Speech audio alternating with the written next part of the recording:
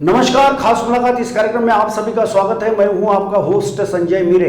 दर्शकों, इस समय में दी महान्यूज के स्टूडियो में एक ऐसे क्रांतिकारी व्यक्तिमत्व आए हैं जिनका नाम है डॉक्टर खुशहाल बोपचे साहब, जो कि आज के हमारे मेहमान हैं। कार्यक्रम की शुरुआत खास मुलाकात हम जरूर शुरू करने वाले हैं, लेकिन यह हमारे कार्यक्रम की एक परंपराएं होती है कि आने वाले जो मेहमान होते हैं उनका हम परिचय करवाते हैं। तो मैं डॉक्टर खुशहाल बोपचे साहब के बारे में दर्शकों को यही बता देना चाहता हूं आपको कि सर, आप एक बार सांसद रह चुके हैं, तीन बार आप विधायक भी रह चुके हैं, और इतना ही नहीं तो जल संधारण सलाहकार समिति के महाराष्ट्र शासन से भी आप जुड़े हुए हो, अध्यक्ष के पद पे जुड़ चुके हो। इतने नहीं तो पब्लिक अकाउंट कमेटी जो है उसके आप चेयरमैन भी हो, और अखिल भारतीय ओबीसी बहुजन महासंघ के आप राष्ट्रीय संस्थापक अध्यक्ष भी हो। तो दर्शकों, ये था इनका परिचय। हम सीधा रुक करेंगे उन्हीं के पास और उनसे जानना चाहेंगे खास मुलाकात के कुछ सवाल। सर, खास मुलाकात इस कार्यक्रम में मैं सबसे पहले आपका बहुत बहुत स्वागत करता हूँ। बोपचे साहब, ये बताएं कि जिस तरह से ओबीसी की जब भी बात आती है तो कई लोग उसको भुनाने में लगे हुए रहते हैं। क्या लगता है आपको, ओबीसी जो है किस दशा और दिशा में चल रहा है, या आज के किस दिशा से वे गुजर रहे हैं? आज बहुत अच्छा प्रश्न आपने किया है कि ओबीसी और बहुजन ये किस दिशा से गुजर रहे हैं। अगर इस बात का वर्णन करना होगा, इस बात को अगर रखनी होगी, तो कम शब्दों में अगर कहा जाए तो आज बहुत ही गंभीर दिशा में देश का ओबीसी बहुजन यह है। उसकी वजह ऐसी कि भी जिस संविधान ने ओबीसी बहुजनों को संरक्षण देने का काम या सोच परम पूज्य ने डॉक्टर बाबा साहब आम्बेडकर जी ने उस माध्यम से जो किया था, लेकिन उन्होंने ये भी बात कही थी कि भी इस संविधान से राज्य चलेगा, लेकिन उस संविधान को चलाने वाले लोग अगर पॉजिटिव सोचे तो उसका उपयोग होगा, अगर नेगेटिव सोचे तो उसका उपयोग नहीं होगा, यानी वो देश को ठीक चला नहीं पाएंगे। और मेरे ख्याल से आज जिस दिशा में स्थिति इस देश के ओबीसी की है वह गंभीर है। उसका कारण ऐसा कि भी उस समय में तो ओबीसीओं को उनके राइट्स नहीं मिले। उसका कारण उस समय संविधान सभा के अंदर में जो एससी और एसटी के शेड्यूल तैयार हुए वो ओबीसी का नहीं हो सका। और क्यों नहीं हो सका? तो उस समय में भारत में लगभग 7,000 जातियां ये रहने के कारण उनकी जो यादी तैयार होनी चाहिए थी तो वो हो नहीं पाई, और उसके कारण मतलब संविधान सभा में उस बात को मान्यता नहीं मिली। यानी बहुत बार लोग ये पूछते हैं हमको, हम जब अभी ये ओबीसी के प्रचार के लिए जाते हैं तो हमारा ओबीसी समाज पूछता है कि भी आप ओबीसी एससी एसटी इन सब की बात तो जरूर करते हो, लेकिन शेड्यूल कास्ट शेड्यूल ट्राइब इनको मतलब आरक्षण मिलता है, उनको सारी सुविधाएं प्राप्त होती है, लेकिन हमको सुविधाएं प्राप्त नहीं होती। तो फिर इसका कारण क्या है? तो इसका मुख्य कारण यह है कि भी लगभग देश में शेड्यूल कास्ट की 65 जातियां थी, शेड्यूल ट्राइब की 35 के आसपास थी, और उसमें मतलब एससी के साथ साथ शेड्यूल ट्राइब में तो एनटी विजेएनटी ये सब आ गए। तो ये बहुत मतलब छोटा आंकड़ा था। तब बाबा साहब ने इन सबका शेड्यूल तैयार कर लिया था क्योंकि वो कम थी। और ओबीसी किस देश में 60,000 जातियों के करीब इतना बड़ा आंकड़ा था, जिसका वो उस समय संविधान लिखते समय में ये सब कलेक्ट करना पॉसिबल नहीं था। और इसके कारण संविधान सभा में मतलब ये एससी एसटी का शेड्यूल तैयार हो गया, और शेड्यूल 1 और 2 यानी शेड्यूल कास्ट शेड्यूल ट्राइब, लेकिन ओबीसी का शेड्यूल नहीं हुआ। अगर वो 7,000 जातियों का डाटा तैयार हो जाता तो बाबा साहब ने तो आर्टिकल 340 के अनुरूप ओबीसी के लिए पहले लिखा, 41 शेड्यूल कास्ट के लिए लिखा, मतलब 42 ये शेड्यूल ट्राइब के लिए लिखा। तो हमारा तो शेड्यूल 1 होता, वो शेड्यूल 1 इसलिए नहीं बन पाया कि भी उस समय में ये 7000 जातियों का पूरा विवरण, डाटा, यादी ये तैयार हो नहीं पाई थी, और इसीलिए ही बाबा साहब ने उसके लिए एक आयोग की स्थापना होना चाहिए ये बात रखी थी।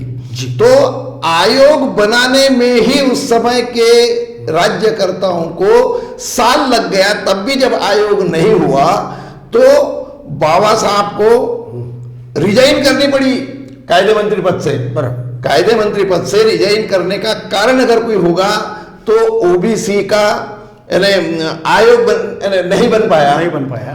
और दूसरा ऐसा कि बाबा साहब ने बहुत बड़े मेहनत से महिला बिल बनाया था जी, तो वो महिला बिल भी उस समय में पारित नहीं हो सका, वो तो काफी लेट हुआ जी।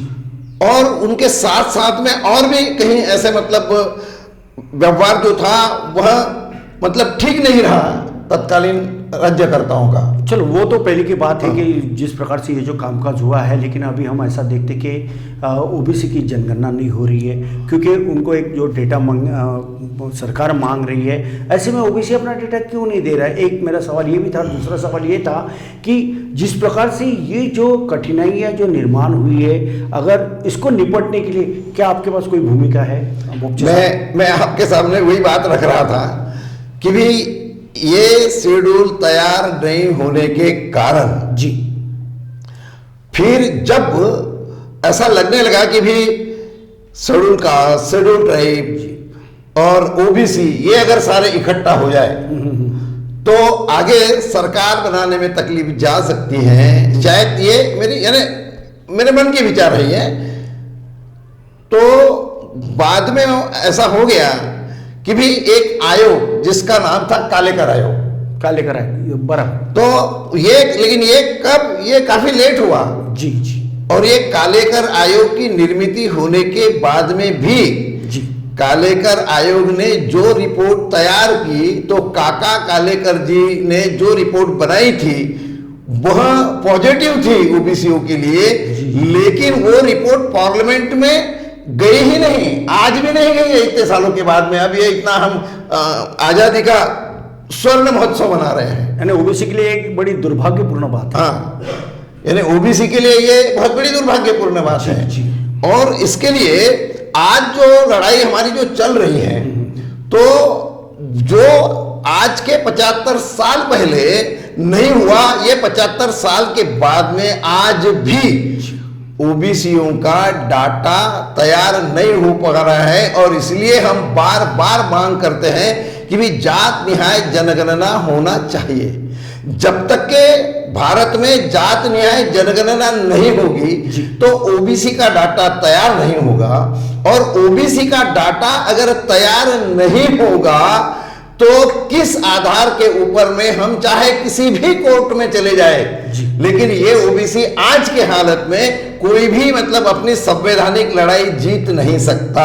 इंपेरिकल डाटा ये हाँ, इंपेरिकल डाटा आज की लैंग्वेज में उसको इंपेरिकल डाटा कहते हैं। तो ये इंपेरिकल डाटा अगर सरकार वास्तव में बनाना चाहती है तो महाराष्ट्र में भी आज उनकी सरकार है, केंद्र में भी उनकी सरकार है, और इतने साल तक के तो ओबीसी के भरोसे इन लोगों ने अपना काम को यहां तक के आगे बढ़ाया है।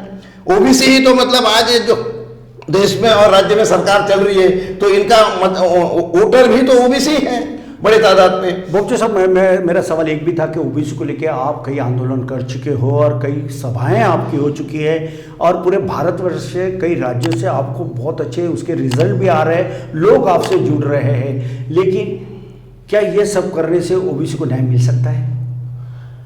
जब तक के जात निहाय जनगणना भारत में होती नहीं जी, तब तक के ये न्याय हमको मिल नहीं सकता, ये पहली बात। और दूसरी महत्व की बात ऐसी है कि भी सरकार आज भी पक्षपात करती है। आर्थिक आधार के ऊपर में इन लोगों ने जो आरक्षण दिया, तो फिर अगर उनकी भी जनगणना नहीं हुई, सरकार जो कहती है जी जी जी। कि भी जनगणना नहीं है और करके कोर्ट भी कहता है। तो फिर मैं ये सवाल करना चाहता हूं कि भाई उनको कैसे, मतलब उनका डाटा कहां है? तो उनको तो ये 10% आरक्षण कैसे मिल गया? मतलब इस देश के ओबीसीओ को ये जो मतलब यानी राज्यकर्ता लोग हैं जी, जी। ये बेवकूफ बनाने का काम करते हैं, ये मेरा आरोप है। और इसके लिए अब हमको एक ही पर्याय है, और वो पर्याय यानी अब ओबीसी को देश के इकट्ठा होकर ओबीसी, एससी, एनटी, बीजेटी ये सारे लोग इकट्ठा होकर अपने शक्ति का प्रदर्शन करना पड़ेगा। यानी पूरे देश में एक बहुत बड़ा जन आंदोलन छेड़ना पड़ेगा, और जब तक के ओबीसी जन आंदोलन नहीं छेड़ेगा तब तक के उसके तरफ में देखने वाला कोई भी नहीं है। तो ये डॉक्टर खुशहाल बोपचे जी, इन्होंने जिस प्रकार से सरकार पर गंभीर आरोप लगाते हुए ये कहा कि महज एक यह ओबीसी जनता के साथ में खिलवाड़ है, और उन्होंने ये भी कहा है, कई ऐसे संगीन आरोप भी लगाया है, सरकार को इस बात पे गौर भी फरमाना चाहिए, क्योंकि जिस प्रकार से ये जो आरोप लगाया है कई लोग इसे बेबुनियाद भी कहेंगे, लेकिन कुछ लोग इसे वास्तविकता भी कहने जा रहे हैं। बोपचे साहब, मेरा सवाल ये था कि अगर आपके बाजू में यदि कोई ऐसे रिजल्ट जो है ओरिएंटेड नहीं आते, रिजल्ट आपके फेवर में नहीं लगता है, तो आप ओबीसी के जो एक राष्ट्रीय अध्यक्ष हो, आपकी अगली रणनीति किस प्रकार की रहेगी?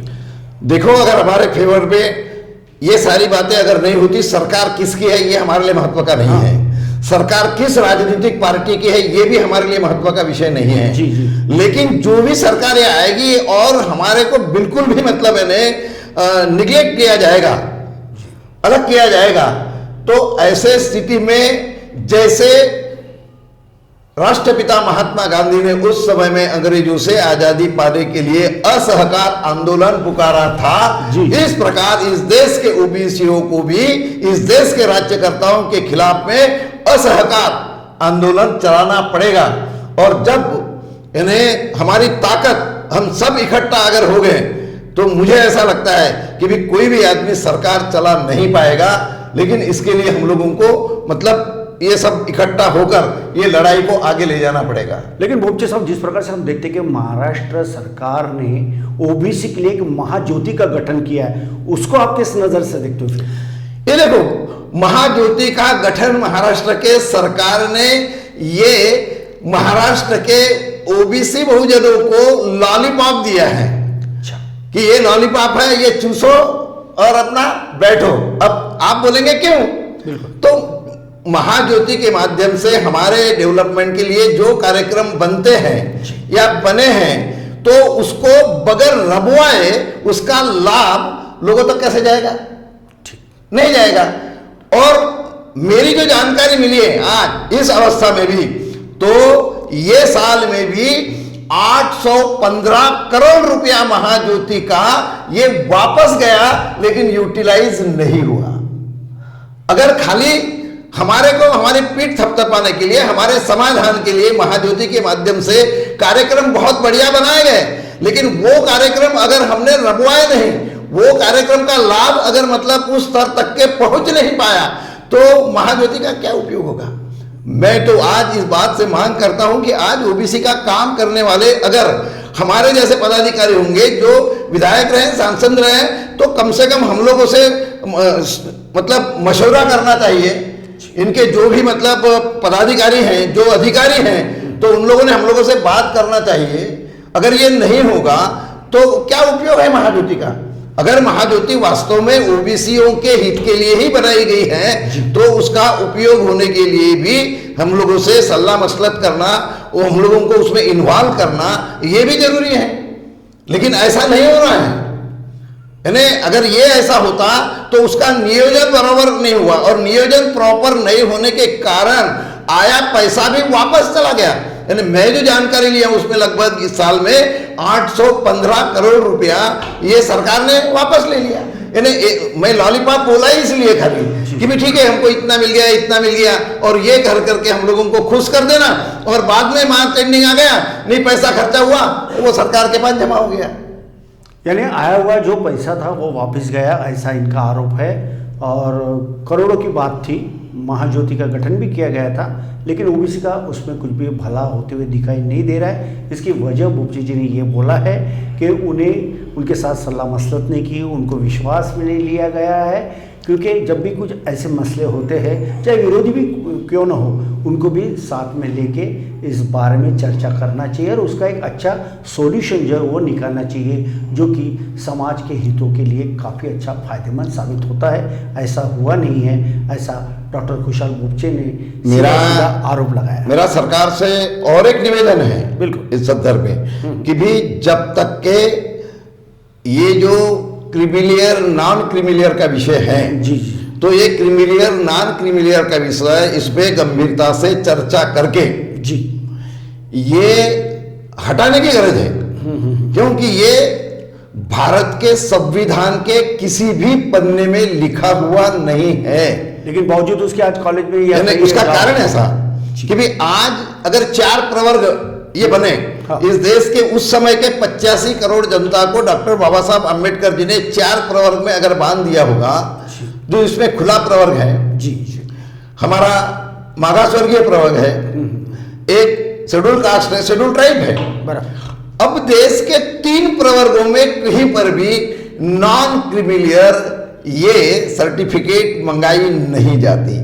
तो इस देश का पिछड़ा वर्ग, इस देश का मागासवर्गीय, इस देश का ओबीसी, ये भी इस देश का नागरिक है, फिर ये कायदा खाली उनके लिए ही क्यों लगाया गया है?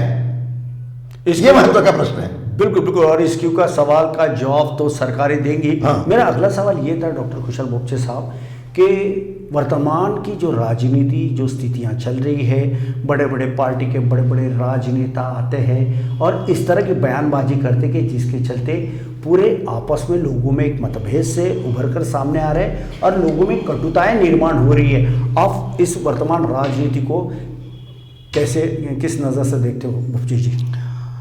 वर्तमान राजनीति तो जिस प्रकार से हम अभी देख रहे हैं चल रही है, यह कहीं तो भी जिसको हम तिरस्कार या हीन भावना से बाकी के लोगों को देखने का विषय चल रहा है। जैसे कि जैसे कि अभी मतलब हम जिनको हम आराध्य मानते हैं, जो महापुरुष हमारे मतलब पूज्यनीय हैं, और एक एक करके चाहे छत्रपति शिवाजी महाराज होंगे, डॉक्टर बाबा साहब अंबेडकर होंगे, कर्मवीर भाऊराव पाटिल होंगे, महात्मा ज्योतिबा फुले होंगे, सावित्रीबाई फुले होगी, तो ये हमारे महापुरुषों को अलग नजर से देखकर उनके ऊपर में कीचड़ उठाने का काम चल रहा है। और अभी आपने देखा होगा जैसे कि मतलब महाराष्ट्र जैसे राज्य के उच्च तंत्र शिक्षण मंत्री महोदय, उन्होंने जिस प्रकार से बात कही, और वो करते समय में भी अपना दुपट्टा ऐसा करके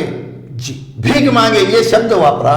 मेरे ख्याल से तो मंत्री महोदय ने सबसे पहले तो थोड़ा इतिहास पढ़ना चाहिए, इन महापुरुषों की जीवनावली पढ़ना चाहिए, और उसके बाद में ये बात बोलनी थी। और कभी भी ये तो होता है कि भी जो आदमी हमारे आराध्य है और उनके बारे में अगर कोई कुछ बात कहे तो गुस्सा आना स्वाभाविक है। तो समझ लो किसी आदमी ने अगर मंत्री महोदय के वहां जाकर स्याही फेंक दी होगी, तो स्याही फेंकना यानी कहीं उनका मतलब जान लेना ऐसा विषय नहीं है, लेकिन उनपे जो कलम लगी है वह 307 लगी है, यानी ये मुझे आश्चर्य लगता है। अब जो पुलिसकर्मी वहां पर थे तो आपने उनको क्यों सस्पेंड किया? उनको सस्पेंड करके आपको क्या मिलेगा? मैं तो मांग करता हूं महाराष्ट्र सरकार से कि भी आपने उनके ऊपर में जो कलम लगाई है 307, ये किसी भी कानून और कायदे में नहीं बैठती, उसको इन्होंने रद्द करना चाहिए। जो पुलिसकर्मियों को आपने निलंबित किया है उनको भी मतलब रिस्टेट करना चाहिए और आत्मचिंतन करना चाहिए। अरे आपने ये सब करने के लिए प्रवृत्त किए लोगों को, आज पूरा देश चिल्ला रहा है, खाली खुशहाल बुपचे नहीं। मैं तो थोड़ा एक जागरूक नागरिक हूं और मेरे एक जो हमदर्दी है, तो ये घटना होते ही मैंने मतलब 2-2.5 घंटे के अंदर ही अपने रिएक्शन दिए जी। तो इसमें अगर मतलब ठीक ढंग से इन लोगों ने इसका सॉल्यूशन नहीं निकाला और ऐसा ही मतलब बदले की भावना से राजकारण करने का प्रयास अगर किया जाएगा तो इसके परिणाम भी ये गंभीर होंगे और इनके खिलाफ में जन आंदोलन करके जन मोर्चा का आयोजन ये हमारी मजबूरी रहेगी। बिल्कुल, तो ये और इनकी मजबूरी ये है। हम महापुरुषों का अपमान यह बिल्कुल भी बर्दाश्त नहीं किया जाएगा।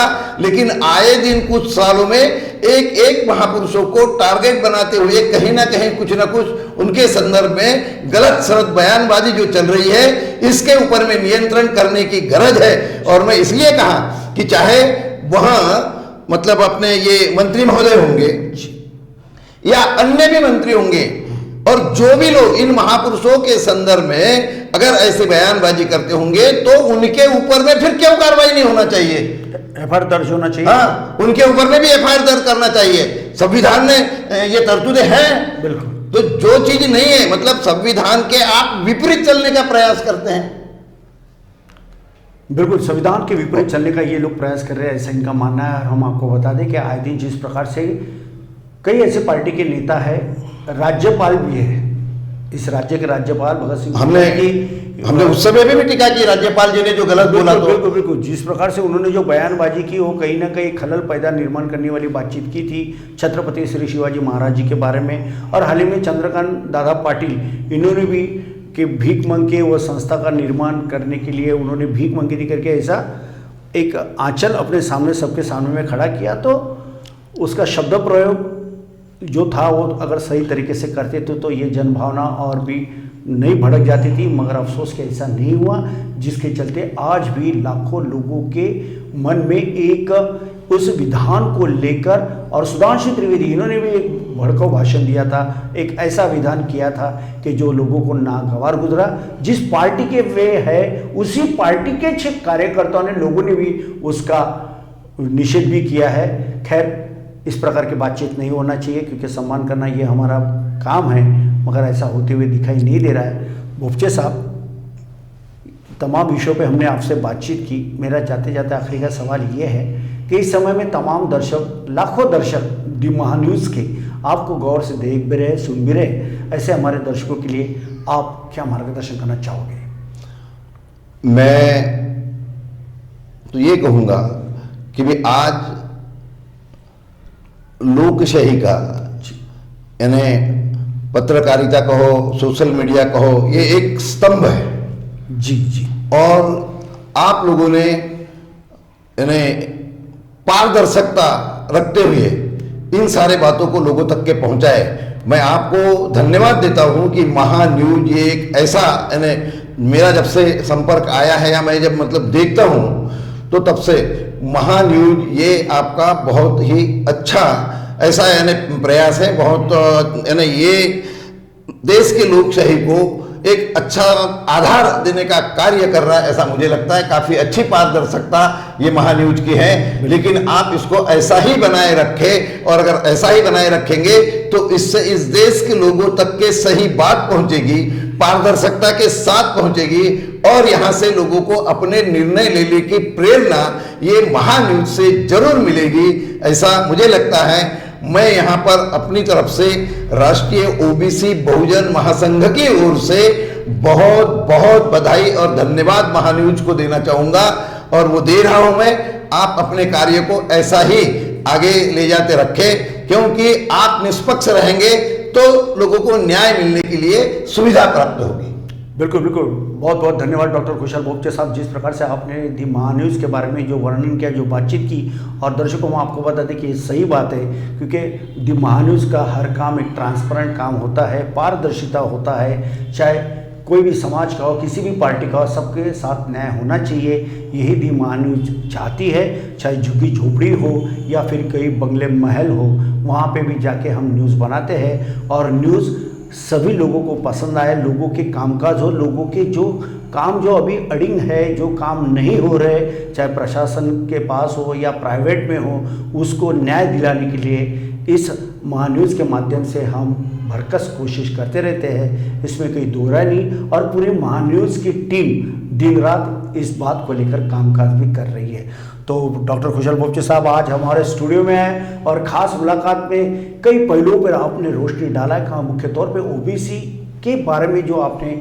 अपनी स्पष्टता जो रखी है वो बहुत ही सराहनीय है, और इसमें निश्चित तौर पे लोगों में भी एक जागरूकता आएंगी और बहुत जल्द ओबीसी को न्याय मिलेगा, क्योंकि ओबीसी ये इस देश की बहुत बड़ी स्ट्रेंथ है और डेमोक्रेसी में हर कैटेगरी के लोग रहते हैं, उनमें से है ओबीसी, और ओबीसी को न्याय मिलना चाहिए। उनको न्याय हकों के लिए आप कई आंदोलन कर रहे हो और कई लोगों से मिल भी रहे हो।